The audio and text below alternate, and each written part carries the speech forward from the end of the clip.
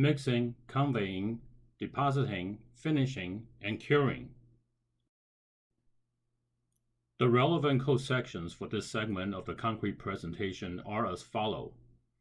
ACI 318-14, sections 26.4.3.1b and 26.4.4.1b, method of proportioning.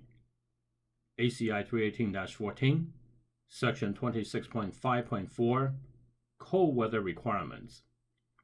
ACI 318-14, section 26.5.5, hot weather requirements. Project inspector must be on the lookout for ready mix drivers because they like to add water when the project inspector is not watching. At least one driver was documented to have added 50 gallons to his load. Significant slump reduction and temperature rise in the concrete are signs that the mix is starting to cure. Reject the mix if the parameters from the project specifications are exceeded. Project inspector needs to be familiar with the hot and cold weather requirements to properly inspect concrete placement. Continuing with relevant code sections. Mixing, ACI 318-14, section 26.5.1.1d, ASTM C94 or C685. Conveying, ACI 318-14, section 26.5.1.1. Depositing and consolidation, ACI 318-14, section 26.5.2. Curing, ACI 318-14, section 26.5.3. Form removal, ACI 318-14, section 26.11. Leave forms undisturbed until adequate strength is achieved. Project inspector must witness form removal.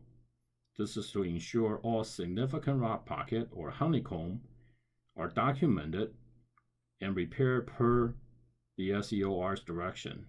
Sacking and patching is allowed only as directed by the SEOR. Project inspector needs to review the mixing limitations in the approved specifications.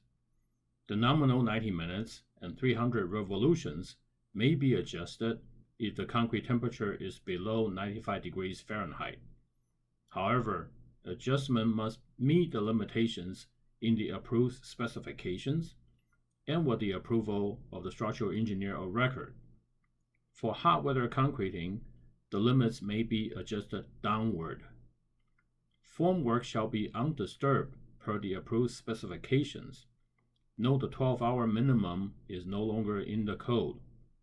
Proper protection and curing per the specifications must be provided. Project inspector needs to monitor the person handling the hose to ensure no freefall, no visible change in mix density, or unexpected stoppage. Also, make sure the person with vibrator is following the hose. Know the nice metal form supports used in this project. Good working relationship with the contractor is needed since the project inspector is always outnumbered. Assuming this is an early pour, it is likely that the AE team, the project manager, and the field engineer are not readily available to assist the PI. Note that the pour may need to be stopped if something significantly wrong happens. PI should discuss the conditions to stop the pour with the foreman and superintendent before the pour, so that no one gets buried in concrete. ACI 318-14, section 26.5.2.1 states that concrete shall be deposited as nearly as practical in its final position. The word tremie has been removed from the code language. As a result, the same hard-headed contractor that buried the broken vibrator decided to free-fall concrete for 14 feet. The SEOR has directed him to chip to sound concrete in a tightly confined moment frame column. It is quite likely that the chipping operation will damage the rebars and result in more repair or complete column removal. It is cheaper to use TREME and to do it right the first time.